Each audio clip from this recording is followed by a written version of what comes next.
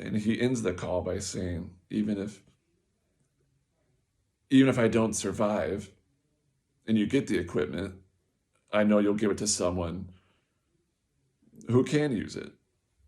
Доброго вечора, ми з України.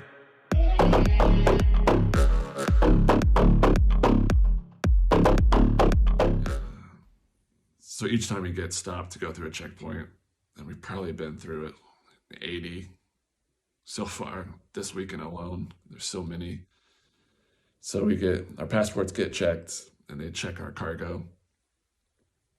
And several times, different guards have asked us if they can purchase some of it. For example, several guards asked if they could purchase just one pair of gloves off of us.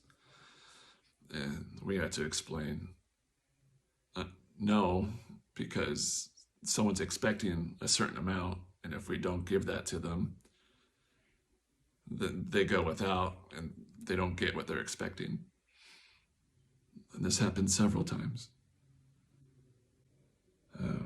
And so we get to our supply drop, and we meet our contact.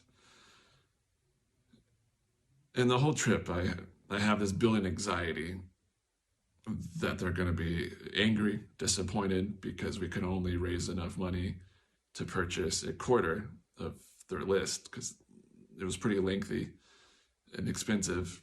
And so we just bought what we could, and then we moved it in a timely fashion because they rotate to the front next week. So I have this building anxiety. We get there, and when we do meet our contact, he brought a buddy with him. All this anxiety was for nothing because they were so grateful for what we did bring, because it's stuff they didn't have before. And they were so nice throughout all of it. And our contact's buddy and fellow soldier, he didn't have boots. And we did bring boots with us. But if we didn't bring them, he would have been rotated into the front with tennis shoes. And I think that took us all back. And our contact was wearing a uniform that he said was from 2014. And he showed us pictures when he first started fighting, when the war first started, and he was in civilian clothes. And he said, well, at least now I look like a soldier. And he did. But it wasn't the best equipment. And it just brought home the fact that, like, if we didn't bring this shipment, they would have been without. And this is all money that Jeff and I raised together. And then Jeff's contacts were able to get the equipment, and we brought it to them. And if we didn't do that, they wouldn't have had it. And so everyone who's donated, that's where your money is going.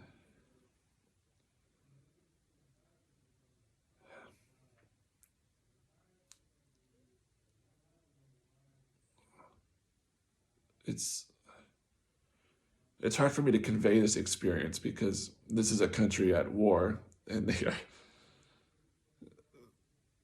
they're fighting horrific battles. And they're not properly supplied. And I'm not saying that the whole Ukrainian army is like this, but there are certain groups that don't have the same equipment, and it takes groups like the one I'm working in to give it to them.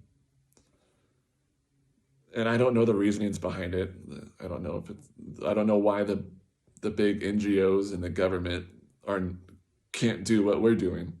It doesn't make sense, and it's frustrating. But these people are in trenches, and they're fighting modern warfare. And so we leave them, and we're heading back to Kyiv. And our driver gets a call from his father, who's a sergeant in the professional army, and he's asking if our group can get him basic supplies as well to do his job, like binoculars and night vision or thermal imagers. And he ends the call by saying, even